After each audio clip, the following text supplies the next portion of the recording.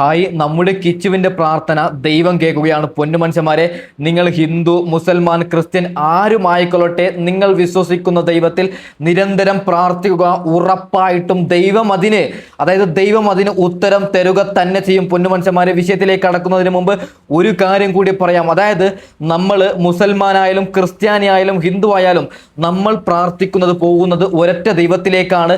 നമ്മൾ പല പേരിൽ ആ ദൈവത്തെ വിളിക്കുന്നു. അങ്ങനെയാണ് ഞാൻ പേഴ്സണലി വിചാരിക്കുന്നത്. നമ്മുടെ കിച്ചുവിന്റെ പ്രാർത്ഥന ദൈവം കേൾക്കുകയാണ്. അതായത് ഇദ്ദേഹം ആരെന്നല്ലേ, ഡിജിറ്റൽ മേഖലയിൽ ഏറ്റവും ഉന്നതനായിട്ടുള്ള ഒരു മാധ്യമ പ്രവർത്തകനാണ് ഇദ്ദേഹം. ഇദ്ദേഹത്തിൻ്റെ ചാനലിൽ നിന്ന് ഞെട്ടിക്കുന്ന നടുക്കുന്ന ഒരു വാർത്ത വരികയാണ്. അതായത് രേണു സുധിയുടെ ക്യാൻസറിനെ അന്വേഷിക്കണമെന്ന് പറഞ്ഞ് ഒരു പൊതുപ്രവർത്തകനാണ് കേസ് കൊടുത്തത്. വലിയ വിവാദമാണ്. ആരാണ് കേസ് കൊടുത്തത്, അതിൻ്റെ ഒരു ഓഡിയോ ക്ലിപ്പ് അടങ്ങുന്ന ആ ഒരു ന്യൂസ് ക്ലിപ്പ് മൊത്തത്തിൽ വെച്ച് തരാം.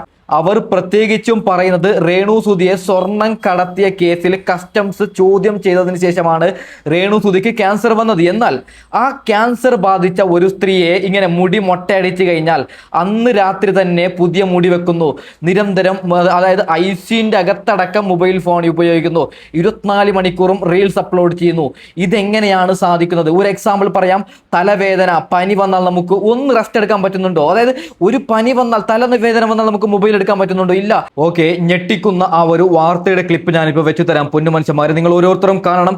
അതിനു മുമ്പ് നമ്മുടെ കിച്ചുവിന്റെ ഒരു കമന്റ് അത് വായിക്കാം. പൊന്നുമനുഷ്യന്മാരെ, വീഡിയോ ഹൈപ്പ് ചെയ്യണം, ലൈക്ക് ചെയ്യണം, ഒന്ന് സബ്സ്ക്രൈബ് ചെയ്യണം. കുറെ പേര് വീഡിയോ കാണുന്നുണ്ട്, ആരും സബ്സ്ക്രൈബ് ചെയ്യുന്നില്ല. കിച്ചിന് വേണ്ടി നമ്മൾ ഇനിയും സംസാരിക്കും, അതുകൊണ്ട് എല്ലാവരും ഒന്ന് സബ്സ്ക്രൈബ് ചെയ്യണേ. നോക്കൂ, എന്നെ ആരും മാനിപ്പുലേറ്റ് ചെയ്തൊന്നുമല്ല ഞാൻ വീഡിയോ ഇട്ടേ. എൻ്റെ ഋതപ്പനൊക്കെ കാണാൻ പറ്റുമോ എന്ന് പോലും എനിക്കറിയൂല. ഇങ്ങനെ കുറച്ച് കാര്യങ്ങളൊക്കെ പഠിച്ചാണ് ഒന്നും പറയാതെ എന്തായാലും നോക്കാം. എല്ലാവരുടെയും സപ്പോർട്ട് കാണും എന്ന് പ്രതീക്ഷിക്കുന്നു. നമ്മുടെ പാവം കിച്ചു ഒരു കമന്റ് ഇട്ട് പിന്നു ചെയ്യുകയാണ്. എൻ്റെ പൊന്നു മനുഷ്യന്മാരെ, രേണുവേ, ആരോരുമില്ലാത്ത ഒരു അമ്മയില്ല, അച്ഛനില്ല, ആരോട് സങ്കടം പറയും? ഈ പൊന്നു പയ്യനെ എന്തിനാടി ഇങ്ങനെ ആക്രമിക്കുന്നത്? ഓക്കെ, നമുക്ക് ബാക്കി വിഷയത്തിലേക്ക് കടക്കാം. ആ ഒരു വാർത്തയുടെ ക്ലിപ്പ് വെച്ചതിന് ശേഷം സാരിക വീണ്ടും വിഷം തുപ്പി രംഗത്ത് വന്നിട്ടുണ്ട്. അവർക്കുള്ള ചുട്ട മറുപടിയും കൂടി ഞാൻ കൊടുക്കാം. ഓക്കെ, പൊതുസമൂഹം കുറച്ച് ദിവസങ്ങളായി ചർച്ച ചെയ്തുകൊണ്ടിരിക്കുന്ന ഒരു വിഷയമാണ് രേണു സുധിയുടെ അസുഖം. അതുമായി ബന്ധപ്പെട്ട ഒരു വിഷയത്തിൽ വളരെ വലിയൊരു ടേണിംഗ് പോയിന്റ് ഉണ്ടായിരിക്കുന്നു. ആ വോയിസ് കേട്ടതിന് ശേഷം നമുക്ക് വിഷയത്തിലേക്ക് വരാം. സാഹിർ എന്ന് പറയുന്ന പൊതുപ്രവർത്തകൻ്റെ വോയിസാണിത്. അദ്ദേഹം ഞാനുമായി നടത്തിയ ഹ്രസ്വമായ ഒരു സംഭാഷണത്തിന്റെ ഒരു ഭാഗമാണ്. നമ്മൾ ഇത്രയും ഈ സ്ഥലങ്ങളൊക്കെ ഇറങ്ങിയപ്പോ ഒരാൾ പോലും ഇല്ലേ, ഒരു കുടുംബത്തിൽ നിന്നായിക്കോട്ടെ, ഒരു പേഷ്യൻസ് ആയിക്കോട്ടെ, ഒരു കീമോ ചെയ്തായിക്കോട്ടെ, അല്ലെങ്കിൽ സ്റ്റാർട്ടിങ് സ്റ്റേജിലുള്ള ആളായിക്കോട്ടെ, ഒരു ശരിയായിട്ടൊന്ന് സംസാരിക്കുന്ന ഇത് നമ്മൾ കാണുന്നില്ല. എവിടെയോ ഇല്ല, ഒരിടത്തുമില്ല. ഒരു സ്ഥലത്ത് ആകെ രേണുവിന്റെ മാത്രമേ ഞാൻ കണ്ടിട്ടുള്ളൂ. രേണു സുധി എന്ന് പറയുന്ന, എന്താണ് അവരെ വിളിക്കേണ്ടത്, സിനിമാന്തടി എന്നോ, അല്ലെങ്കിൽ നമുക്ക് എളുപ്പം പറയാം, മുൻ ഒരു ഹാസ്യതാരം സുധിയുടെ ഭാര്യ. അയാളുടെ മരണശേഷം നിരവധി വിവാദങ്ങളിൽപ്പെട്ട ഒരു സ്ത്രീ. ഭർത്താവിൻ്റെ ആദ്യ മകനുമായി ബന്ധപ്പെട്ടും ഒക്കെ വിഷയങ്ങളാണ്. എനിക്കൊന്ന് അവരെക്കുറിച്ച് വളരെ തുച്ഛമായ വീഡിയോകൾ മാത്രമേ ചെയ്തിട്ടുള്ളൂ. അവരുടെ ഇപ്പോൾ അവർക്ക് എന്തോ അസുഖമാണെന്ന് പറയും. പത്തനംതിട്ട ജില്ലയിലെ ഒരു ഹോസ്പിറ്റലിൽ അഡ്മിറ്റ് ആവുകയും അവിടെ നിന്ന് കോട്ടയം മെഡിക്കൽ കോളേജിലേക്ക് പോവുകയും ചെയ്തു. കീമോ ചെയ്യുന്ന ഒരു പേഷ്യൻറ്റിൻ്റെ തലമുടി പൂർണ്ണമായും പോകും. വിഗ് വെക്കാൻ വേണ്ടിയൊന്നും ഇരിക്കത്തില്ല. 2, കീമോ ചെയ്യുന്ന ഒരാൾ അവരുടെ ദേഹത്ത് പിടിപ്പിക്കുന്ന മെഡിക്കൽ ഉപകരണം വെച്ച് ഇങ്ങനെ അടിച്ച് പാട്ട് പാടാനോ, ഞാൻ വീണ്ടും വരുന്നുണ്ട്, സബ്സ്ക്രിപ്ഷൻ ചാനലുമായിട്ട് പുറത്തു വരാൻ പോകുന്നു, വീണ്ടും വരും, വീണ്ടും കാണാം മോനെ എന്നൊന്നും പറഞ്ഞ് ഈ ക്യാൻസർ പേഷ്യൻസിൻ്റെ കിടക്കുന്ന കിടക്കയിൽ ഇരുന്നുകൊണ്ട് വീഡിയോ റെക്കോർഡ് ചെയ്യാനോ അത് അപ്ലോഡ് ചെയ്യാനോ ഒന്നും സാധിക്കില്ല എന്നുള്ളതാണ് ഒരിക്കലെങ്കിലും RCC പോയിട്ടുള്ള ആൾ മനസ്സിലാക്കുന്നത്. എന്നെ കേൾക്കുന്ന പലരും RCCയിൽ പോയിട്ടുള്ളവരോ അല്ലെങ്കിൽ രോഗികളെ കാണാൻ പോയിട്ടുള്ളവരോ കുടുംബത്തിലോ എവിടെയെങ്കിലുമൊക്കെ ക്യാൻസർ പേഷ്യൻസ് ഉണ്ടാവും. ഇത് നിങ്ങൾ താരതമ്യം ചെയ്ത് നോക്കണം എന്ന് മാത്രമേ എനിക്ക് അക്കാര്യത്തിൽ പറയാനുള്ളൂ. അദ്ദേഹമായിട്ടുള്ള സംഭാഷണം സ്വകാര്യമായ സംഭാഷണത്തിൻ്റെ ചില ശകലങ്ങളായതുകൊണ്ടാണ് പൂർണ്ണമായും കേൾപ്പിക്കുന്നത്. ഇദ്ദേഹത്തിൻ്റെ പേര് സാഹിർ കണ്ണൂർ എന്നാണ്. ഇദ്ദേഹം ഒരു പൊതുപ്രവർത്തകനാണ്. ഇദ്ദേഹം ഇപ്പോൾ ഒരു സംശയമായിട്ട് മുമ്പോട്ട് വന്നിരിക്കുന്നു. അദ്ദേഹം സംസ്ഥാന മനുഷ്യാവകാശ കമ്മീഷന് രേണു സുധിയുടെ രോഗം എന്താണ്, രോഗാവസ്ഥ എന്താണ്, അവർ പറയുന്നത് ശരിയാണോ എന്ന് അന്വേഷിക്കണമെന്നും ഈ സോഷ്യൽ മീഡിയയിലൂടെ ഇപ്പോൾ ഇത് പല രീതിയിലുള്ള കണ്ടന്റാക്കി വെളിയിൽ വിടുകയും അവർക്ക് ഗൾഫിൽ പോയിട്ട് ഷോ നടത്തിയിട്ട് തിരിച്ചു വരുന്ന സമയത്ത് വേറൊരു യൂട്യൂബറായ ലേഡിയുമായി ഉണ്ടായ പ്രശ്നത്തിൻ്റെ പുറത്ത് അവർ പരാതി അയച്ചുകൊണ്ട് എയർപോർട്ടിലൂടെ നിർബാധം കടന്നു വരാൻ പറ്റാതിരിക്കുകയും അവരെ നല്ലപോലെ കസ്റ്റംസ് ചോദ്യം ചെയ്യുകയും തെളിവെടുക്കുകയും ഒക്കെ ചെയ്തു എന്നുള്ളതും പുറത്തു വന്നതിന് ശേഷം അവർ ഗൾഫിലേക്ക് പോകാതിരിക്കുകയും അതിനുശേഷം പെട്ടെന്ന് താൻ രോഗിയാണെന്ന് പറയുകയും ആ രോഗം വെച്ച് തന്നെ ചില കണ്ടിട്ടില്ലേ 55-ാമത്തെ വയസ്സിൽ 60-ാമത്തെ വയസ്സിലും മറ്റു മാർഗ്ഗങ്ങളൊന്നും ഇല്ലാതെ വരുമ്പോൾ ഗർഭം ആണ് എന്ന് പറഞ്ഞ് വീഡിയോ ഇടുകയും ആ ഗർഭസ്ഥ ശിശുവിനെ വെച്ച് കാശ് എടുക്കാനുള്ള മാർഗം ചെയ്യുന്നതൊക്കെ നമ്മുടെ ശ്രദ്ധയിൽപ്പെട്ടിട്ടുണ്ടല്ലോ. അതുപോലെ തന്നെ ഈ രോഗം വെച്ച് പണം പിരിക്കുകയാണോ എന്നൊരു പൊതുസമൂഹത്തിന് ധാരണയുണ്ടാകുന്നു.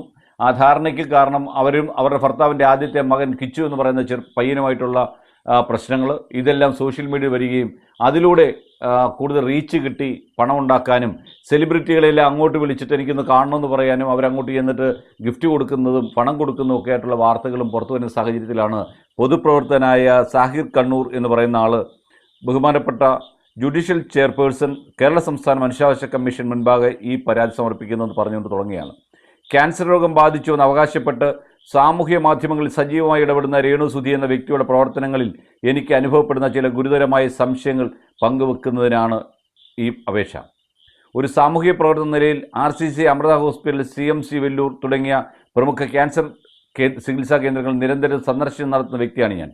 ക്യാൻസർ രോഗികൾ ചികിത്സാ ഘട്ടങ്ങളിൽ ശാരീരികവും മാനസികവുമായി അനുഭവിക്കുന്ന കഠിനമായ വേദന, കീമോതെറാപ്പി മൂലമുള്ള ശാരീരിക അവശതകൾ എന്നിവ നേരിൽ കണ്ടിട്ടുള്ള വ്യക്തി എന്നുള്ള ആളാണ് ഞാൻ. എന്നാൽ പ്രസ്തുത വ്യക്തിയുടെ വീഡിയോകളിൽ കാണുന്ന പെരുമാറ്റ രീതികൾ ഇത്തരം ചികിത്സകൾക്ക് വിധേയമാകുന്ന രോഗികളുമായി ഒത്തുപോകുന്നില്ല. എന്ന് വെച്ചാൽ ഒരിക്കലും ഒരു ക്യാൻസർ രോഗിക്ക് ഇങ്ങനെയൊന്നും ചെയ്യാൻ പറ്റില്ല എന്നാണ് അദ്ദേഹം ആവശ്യപ്പെട്ടിരിക്കുന്നത്. മനുഷ്യാവകാശ കമ്മീഷനെ ഇടപെടും.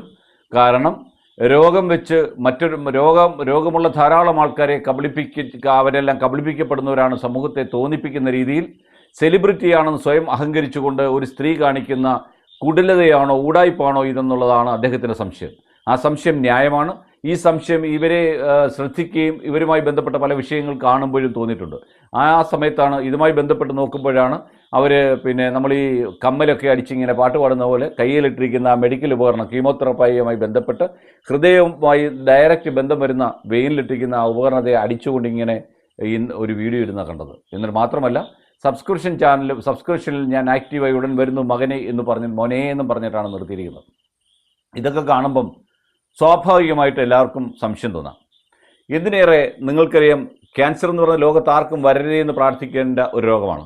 അത്രമാത്രം ബുദ്ധിമുട്ട് ശാരീരികവും മാനസികമായി ഉണ്ടാക്കിയെടുക്കുന്ന രോഗമുള്ള ഒരാളിന് എത്ര ധൈര്യമുണ്ടെങ്കിലും എത്ര വിൽപ്പവർ ഉണ്ടെങ്കിലും ഇങ്ങനെയൊന്നും ആകാൻ പറ്റില്ല എന്നാണ് അതുമായി ബന്ധപ്പെട്ട് നിന്നിട്ടുള്ളവരും കണ്ടിട്ടുള്ളവരും മനസ്സിലാക്കുന്നത്.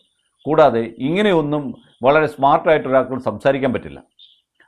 അതിലെല്ലാം ഉപരി അങ്ങനെയുള്ള രോഗികൾ അവരെ പരിചരിക്കുന്ന ഹോസ്പിറ്റലിനുള്ളിൽ നിന്ന് ഇങ്ങനെ വീഡിയോ ഷൂട്ട് ചെയ്ത് പുറത്തുവിടാൻ സാധിക്കില്ല എന്നുള്ളതും അതുമായി അടുത്ത് അറിയാവുന്നവർക്കെല്ലാം തന്നെ അറിയാം. ഇദ്ദേഹമാണെങ്കിൽ കേരളത്തിലെ ഒട്ടുമിക്ക ക്യാൻസർ ചികിത്സാ കേന്ദ്രങ്ങളിലൂടെയും വെല്ലൂരിൽ ഉൾപ്പെടെയുള്ള സ്ഥലങ്ങളിൽ പോകുന്ന ഒരു മനുഷ്യാവകാശ പ്രവർത്തകനാണ്. അതുകൊണ്ട് അദ്ദേഹത്തിന് ഇത്രയൊക്കെ കണ്ടപ്പോൾ തന്നെ ഈ വിഷയത്തിൽ സംശയം തോന്നിയതിൻ്റെ പുറത്താണ് പരാതിയുമായി പോയിട്ടുള്ളത്. നാളിനെ അദ്ദേഹത്തിന് നേരെ പൊങ്കാലയിട്ടിട്ടോ അദ്ദേഹത്തെ വലിച്ചു കീറാൻ ശ്രമിച്ചിട്ടോ കാര്യമില്ല. അങ്ങനെ ഒരു പൗരന് സംശയം തോന്നിയാൽ ആ സംശയം ദൂരീകരിക്കപ്പെടേണ്ടത് തന്നെയാണ്. അത് സർക്കാർ ഉദ്യോഗസ്ഥൻ്റെ ആയാലും സാധാരണ പൗരൻ്റെ ആയാലും ഇങ്ങനെ പൊതുജനത്തിൻ്റെ പണം അടിച്ചു മാറ്റാനോ അല്ലെങ്കിൽ തൻ്റെ ചാനലിന് ഹൈപ്പ് കിട്ടാനോ അമ്മയും മകനും തമ്മിലുള്ള അഡ്ജസ്റ്റ്മെൻറ്റ് പുറത്തത് അവർ തങ്ങളുള്ള ദേഷ്യവും വൈരാഗ്യമൊക്കെ പുറമേ കാണിക്കുകയും ഉള്ളിൽ നമ്മളിത് സബ്സ്ക്രൈബ് ചെയ്യുകയും സബ്സ്ക്രിപ്ഷൻ ചാർജിൽ പൈസ ഇടുകയൊക്കെ ചെയ്തതിന് ശേഷം അവരുടെ ഈ വരുമാനം വർദ്ധിക്കുന്നതിൽ അവരോർത്ത് സന്തോഷിക്കുകയാണ് നമ്മളെയൊക്കെ പറ്റിച്ചല്ലോ എന്നുള്ളത്. ആ പറ്റിയത് പാടില്ല എന്നുള്ള രീതിയിലാണ് അദ്ദേഹം ഇങ്ങനെ ഒരു നടപടിയായി മുമ്പോട്ട് പോയിരിക്കുന്നത്. അദ്ദേഹത്തിൻ്റെ പ്രവർത്തനം ശ്ലാഘനീയമാണ്. മദ്യത്തിനും മയക്കുമരുന്നിനും എതിരെ മനുഷ്യാവകാശ ധ്വംസനങ്ങൾക്കെതിരെ ദീർഘകാലമായി കണ്ണൂർ കേന്ദ്രമായി പ്രവർത്തിക്കുന്ന മനുഷ്യനാണ് ഇദ്ദേഹം. നവീൻ ബാബുവിൻ്റെ മരണം ഉൾപ്പെടെയുള്ള കാര്യങ്ങളിൽ ഓക്കെ പൊന്നുമനുഷ്യന്മാരെ, ഇദ്ദേഹം മുതിർന്ന ഒരു മാധ്യമ പ്രവർത്തകനാണ്. ഞങ്ങളെപ്പോലുള്ളവർ പറഞ്ഞാൽ നിങ്ങൾ വിശ്വസിക്കുന്നില്ലെങ്കിൽ വിശ്വസിക്കണ്ട. അതിനു വേണ്ടിയിട്ടാണ് ഇങ്ങനെ പറയുന്നത് വെക്കുന്നത്. പൊന്നുമനുഷ്യന്മാരെ, നമുക്കൊരു തലവേദന ആയി കഴിഞ്ഞാൽ, നമുക്കൊരു പനി വന്നു കഴിഞ്ഞാൽ നമുക്ക് ഫോൺ യൂസ് ചെയ്യാൻ പറ്റുന്നുണ്ടോ? ഇവിടെ എന്താ നമ്മൾ ഈ കാണുന്നത്? ക്യാൻസർ എന്ന മഹാരോഗം ആർക്കും വരരുത്. രേണു സുധിക്ക് അങ്ങനെ ഒരു രോഗമുണ്ടെങ്കിൽ എത്രയും പെട്ടെന്ന് സുഖമാവട്ടെ എന്ന് ഞാൻ പറയുകയാണ്. പക്ഷേ ഇവിടെ നമ്മളെല്ലാവരും ചർച്ച ചെയ്യേണ്ട ഒരു കാര്യമാണ്, ഇത് ഉഡായിപ്പാണോ എന്ന്. സ്വർണ്ണക്കടത്ത് കേസിൽ കസ്റ്റംസ് രേണുവിനെ ചോദ്യം ചെയ്തു എന്ന് പറയുന്നു. ഓക്കെ, അതിനുശേഷമാണ് ഈ ക്യാൻസർ വരുന്നത് എന്ന് പറയുമ്പോൾ സാധാരണ അന്നം കഴിക്കുന്ന എല്ലാവർക്കും അറിയും ഇതിലെന്തോ ഒരു ഉടായ്പുണ്ട് എന്ന്. അതായത് ക്യാൻസർ എന്ന മഹാരോഗം വന്നപ്പോൾ അത് വലിയൊരു കേസുമായിട്ടില്ല, സ്വർണം കടത്തിയ കേസ്. അപ്പോൾ സ്വാഭാവികമായിട്ടും ആ ഒരു കേസ് മണ്ണാവും, ആ കേസിന് ആരും തിരിഞ്ഞു നോക്കത്തില്ല. അതിനുവേണ്ടി നടത്തിയ നാടകമാണോ എന്ന് ഞാൻ നിങ്ങളും സംശയിക്കണം. പണമുണ്ടെങ്കിൽ എന്ത് നാടകം വേണമെങ്കിലും ഇവിടെ ഉണ്ടാകാൻ പറ്റുന്നു. പൊന്നു മനുഷ്യന്മാരെ, ഒരു എക്സാമ്പിൾ പറയാം. ഇപ്പോൾ രേണു മറ്റേ അഡ്മിറ്റ് ആയിട്ടുള്ള ആ ഒരു ഹോസ്പിറ്റൽ അങ്ങനെ ചെയ്തു എന്ന് ഞാൻ പറയുന്നില്ല, എക്സാമ്പിൾ ഞാൻ പറയാം. അതായത് ഇപ്പോഴത്തെ കാലമാണ് ഒരു 10 ലക്ഷം തരാം, ഒരു 20 ലക്ഷം തരാം, അങ്ങനെ പറഞ്ഞു കഴിഞ്ഞാൽ ഡീല് നടക്കുന്ന ഒരു കാലത്താണ്. ആ ഹോസ്പിറ്റലിൽ അങ്ങനെ നടന്നു എന്നൊന്നും ഞാൻ പറഞ്ഞിട്ടില്ല, എക്സാമ്പിൾ പറഞ്ഞതാണ്. അപ്പോൾ ഇതിനെ നല്ല രീതിയിലൊന്ന് അന്വേഷിക്കുന്നത് നല്ലതാണ്. ഓക്കെ, ഇപ്പോൾ ആ പോലീസ് ആണെങ്കിലും ആരാണെങ്കിലും ഒന്നും, ഇപ്പോൾ ആര് തെറ്റ് ചെയ്താലും രേണു സുധി ഒന്ന് പുണ്യാളത്തിയാണോ? അവർ സ്വർണം കടത്തിയിട്ടുണ്ടെങ്കിൽ അത് തെറ്റാണ്, അതിന് തക്കതായിട്ടുള്ള ശിക്ഷ കിട്ടണം. ക്യാൻസർ എന്ന രോഗം പറഞ്ഞിട്ട് മിണ്ടാതിരിക്കാൻ അവർക്ക് ഒരു അവകാശവുമില്ല. നേരെ മറിച്ചിട്ട് അച്ഛനെ ഇറക്കി, ആ അച്ഛനെ ഞാൻ ഒന്നും പറയുന്നില്ല, ബിഷപ്പിനൊന്നും പറയുന്നില്ല. അദ്ദേഹം സാധുവാണ്, ഒന്നും അറിയാത്ത മനുഷ്യനാണ്. അദ്ദേഹത്തോട് കരഞ്ഞുകൊണ്ട് പറഞ്ഞപ്പോൾ അദ്ദേഹം വിശ്വസിച്ചു എന്ന് മാത്രമാണ്. പോലും മനുഷ്യന്മാരെ, നമുക്ക് സാരികക്കുള്ള ചുട്ട മറുപടി കൊടുക്കാം. പക്ഷെ വിധി നമ്മളെ പല സ്റ്റൈലിലും പല ഫീൽഡുകളിലും പല രീതിക്കും എത്തിച്ചെങ്കിലും ഒടുവിൽ എനിക്കറിയാം ഞാൻ ഒഴുകാൻ പോകുന്ന ആ നദിയിലേക്ക്, ആ സമുദ്രത്തിലേക്ക് ആയിരിക്കുമെന്ന് എനിക്ക് നല്ല ഉറപ്പുണ്ട്. പല നദിയുടെ കൈവഴികളിലൂടെ ഒഴുകി ഞാൻ മെയിനായിട്ട് ഒഴുകാൻ പോകുന്നത് ആ സമുദ്രത്തിലേക്ക് തന്നെയായിരിക്കും. അപ്പോൾ അതിന്റെ തുടക്കം ആയി എന്ന് എനിക്ക് തോന്നുന്നു. അതാണ് ഷഫീന ബീവി എന്ന ചെകുത്താനെ കുറിച്ച് ഞാൻ പഠിക്കാനും അവരെ കുറിച്ച് വീഡിയോ കണ്ടിന്യൂസ് ആയിട്ട് ചെയ്യാൻ തീരുമാനിക്കാനും കാരണം. അതിന്റെ രണ്ടാം പാർട്ട്, അവരെ കുറിച്ച് ചെയ്യുന്നതിന്റെ രണ്ടാം പാർട്ട് ഞാൻ എൻ്റെ ദ റിയാലിറ്റി ബൈ ശാരികയിൽ ഇട്ടിട്ടുണ്ട്. നിങ്ങൾ ഏവരും പോയി കാണുക. ഓക്കെ, കാരണം അവരൊരു സാമൂഹ്യ വിപത്താണ്. എനിക്ക് അവരോട് പേഴ്സണലി ഒരു വൈരാഗ്യമില്ല. അവരെ പോലുള്ള കുറെ യൂട്യൂബർമാർ റിയാക്ഷൻ വീഡിയോ ചെയ്യുന്നതിന്റെ പേരും പറഞ്ഞുകൊണ്ട് ഒരുപാട് ആൾക്കാരെ ട്രോമയിലേക്ക് തള്ളിവിടുന്നു, ഒരുപാട് ആൾക്കാരെ വെർബൽ റേപ്പ് ചെയ്യുന്നു. നമുക്കറിയാം നമ്മുടെ നാട്ടിൽ ബലാത്സംഗങ്ങൾ കൂടി വരികയാണ്. പ്രത്യേകിച്ചും കുട്ടികൾക്കെതിരെയുള്ള ബലാത്സംഗങ്ങൾ കൂടി വരുന്നത്, അതിക്രൂരമായി അവരെ കൊല്ലുന്നത് ഇന്നലെയും മിനിഞ്ഞാന്നും അതിന് മുമ്പത്തെ ദിവസവും ഒക്കെ കണ്ടുകൊണ്ടിരിക്കുകയാണ്. അതായത് ഓരോ 15 മിനിറ്റിലും ഇന്ത്യയിൽ ഒരു കുട്ടി റേപ്പ് ചെയ്യപ്പെടുന്നു എന്നാണ് ഇപ്പോഴത്തെ കണക്ക്. നിങ്ങൾ അറിയുന്നുണ്ടോ എന്ന് എനിക്ക് അറിയില്ല. അപ്പോൾ ഓരോ 15 മിനിറ്റിലും ഈ ഷഫീന എന്ന് പറഞ്ഞ വ്യക്തി വെർബൽ റേപ്പാണ് ചെയ്യുന്നത്, ഇൻക്ലൂഡിങ് മൈനേഴ്സ് ടു. അല്ല, ഈ പറഞ്ഞു വരുന്നത് എന്ത് നിങ്ങൾക്കറിഞ്ഞ? യൂട്യൂബേഴ്സിനെ നിരോധിക്കണം, കിച്ചുവിനെ സപ്പോർട്ട് ചെയ്യുന്ന യൂട്യൂബേഴ്സിനെ നിരോധിക്കണം എന്നാണ് ഈ ചേച്ചി പറയുന്നത്. ഇവർക്ക് നാണമുണ്ട്, ഉളുപ്പ് എന്ന് പറയുന്ന സാധനമുണ്ട് ഇവറ്റകൾക്ക്. ബാക്കിയും കൂടി കേട്ട് നോക്കാം. മൈനേഴ്സിനെ ഉൾപ്പെടെ അവർ വെർബൽ റേപ്പ് ചെയ്യുന്നു. പല കലാകാരന്മാരെയും ബിഗ് ബോസ് താരങ്ങളെയും കലാകാരികളെയൊക്കെ ഇതുപോലുള്ള വെർബൽ റേപ്പ് ചെയ്തിട്ട് ഇവർക്കെതിരെ പരാതി കൊടുത്ത് ഇവരുടെ പല ചാനലും അഴിപ്പിച്ച് കളഞ്ഞിട്ടുണ്ട്. പലവട്ടം ഇവർക്കെതിരെ കോർട്ടിൽ കേസ് പോയിട്ടുണ്ട്, മെമ്മോ പോയിട്ടുണ്ട്, ഇവരവിടെ കയറി ഇറങ്ങിയിട്ടുമുണ്ട്. എന്നിട്ടും നിർത്താതെ അവർ അതേ സാധനം കണ്ടിന്യൂ ചെയ്യണമെങ്കിൽ she's a born criminal, very bone criminal. മനസ്സിലായോ? രാജ്യദ്രോഹ കുറ്റം പോലെ തന്നെ കുറ്റകരമാണ് ഒരാളെ വെർബലി റേപ്പ് ചെയ്യുക, ടോർച്ചർ ചെയ്യുക. ഒരാൾ ഒറ്റടിക്ക് നമുക്ക് കൊന്നുകളയാം, പക്ഷെ ഒരാളെ ഇഞ്ചിഞ്ചായി കൊല്ലുക, അത് ഇപ്പൊ എന്നെ മാത്രമല്ല അവർ പറയുന്നത്, എന്റെ മൈനറായിട്ടുള്ള കുഞ്ഞുങ്ങളെ പറയും. അതുപോലെ വേറൊരു കലാകാരിയാണ്, ഇപ്പൊ രേണുവിനെ പറയുമ്പോൾ രേണുവിന്റെ മോനെ പറയും. അപ്പൊ രേണുവിനെ വിട്, അവർക്ക് കുറെ കാലമായിട്ട് രേണു അതിന്റെ വൈരാഗ്യം അവർക്കുണ്ട്, അവർക്ക് എന്തൊക്കെയോ വൈരാഗ്യം രേണുവിനുണ്ട്, അത് വിട്. അല്ലാത്തവരെ ഇപ്പൊ ഹാനകൃഷ്ണ, ഇവൻ ഇൻക്ലൂഡിങ് ലാലേട്ടൻ, ഇൻക്ലൂഡിങ് നമ്മുടെ മുൻ മുഖ്യമന്ത്രി, നമ്മുടെ ഇപ്പോഴത്തെ മോദിജി, ഇവരെന്തൊക്കെ പറഞ്ഞിട്ടുണ്ട് ഇവരുടെ വീഡിയോയിൽ ഇരുന്നുകൊണ്ട്. ഒരു കാര്യം പറയാൻ സാരികെ, ഷെഫീന ബീവി ഒരു കാര്യം പറയുന്നുണ്ടെങ്കിൽ അതിന് തക്കതായിട്ടുള്ള തെളിവിന്റെ അടിസ്ഥാനത്തിലാണ്. നിങ്ങൾ ഷെഫീന ബീവിയുടെ ചാനൽ ജസ്റ്റ് ഒന്ന് നോക്കിയാൽ മതി. മുമ്പ് ആ സാജി കേസ് വന്നപ്പോൾ ഞാൻ അവരെ, അതായത് എനിക്കറിയത്തില്ലായിരുന്നു, ഞാൻ യൂട്യൂബിൽ അപ്പോൾ ഭയങ്കര കുറവായിരുന്നു. ആ സമയത്ത് ഷെഫീന ബീവി മോശക്കാരി എന്നായിരുന്നു ഞാൻ വിചാരിച്ചത്. പിന്നെ ഞാൻ അവരുടെ വീഡിയോ ഇരുന്ന് കാണുമ്പോഴാണ് എനിക്കൊരു കാര്യം മനസ്സിലായത്, അവർ നല്ലവരായ ഒരു സ്ത്രീയാണ്, അവർ പറയുന്നതിൽ തക്കതായിട്ടുള്ള തെളിവുണ്ടാവുന്നുണ്ട്. പക്ഷേ പറയുന്ന രീതി കൊള്ളേണ്ടവർക്ക് കൊള്ളുന്നുണ്ട്. അതാണ് ഇവിടെ ഷെഫീന ബീവി രേണുവിനെതിരെ സംസാരിക്കുന്നുണ്ടെങ്കിൽ അതിന് തക്കതായിട്ടുള്ള തെളിവിന്റെ അടിസ്ഥാനത്തിലാണ് തള്ളെ സംസാരിക്കുന്നത്. നിങ്ങൾ എന്തിന്റെ അടിസ്ഥാനത്തിലാണ് ഷെഫീനയെ വിമർശിക്കുന്നത്? ബാക്കിയും കൂടി കേട്ടു നോക്കാം. ഞാൻ ആരെയും ടാർഗറ്റ് ചെയ്ത് വീഡിയോ ചെയ്യുന്ന ഒരാളല്ല, ടാർഗറ്റ് ചെയ്ത് റിയാക്ട് ചെയ്യുന്ന ഒരാളും അല്ല.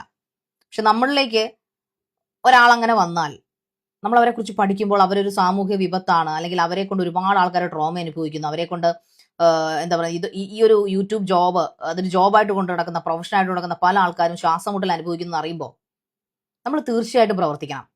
ഞാൻ ഈ ഫീൽഡിലേക്ക് വന്നതുപോലും ഒരു ജേർണലിസ്റ്റിക് തിങ്കിങ്ങോട് കൂടി വന്നാൽ, I am not a journalist, പക്ഷേ ജേർണലിസ്റ്റിക് തിങ്കിങ്ങിൽ വന്നതുപോലും സാമൂഹ്യ പ്രാധാന്യമുള്ള കാര്യങ്ങൾ ചെയ്യണം, അവർക്ക് ഇഷ്ടമുള്ള കാര്യങ്ങൾ, അവർക്ക് നീതി കിട്ടുന്ന കാര്യങ്ങൾ ചെയ്യണമെന്ന സ്വപ്നത്തോടു കൂടിയാണ്.